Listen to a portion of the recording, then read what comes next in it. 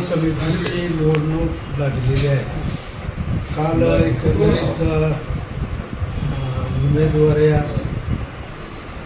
कुणाच्या किती हे काही लोकांना डावलण्यात आलं. त्याप्रमाणे सुभाष बापूला पण डावलण्यात आलं, आम्हाला पण आलं. आणि मग त्या डावलल्यामुळं थोडंसं मनामध्ये नाराजी पण निर्माण झाली. त्याच्यामुळं मग सुभाष बापूंनी स्वतंत्र पॅनल उभा केला आणि त्या पॅनलला निवडून आणण्याच्या दृष्टिकोनातून त्यांनी आमच्याकडे वडाळ्या गावी आले आणि आम्हाला पाठिंबा द्या असं सांगितल्यामुळं आम्ही पण त्यांचं मनापासून स्वागत केलं आणि त्यांना संपूर्ण आमच्या पाठिंबा दिला.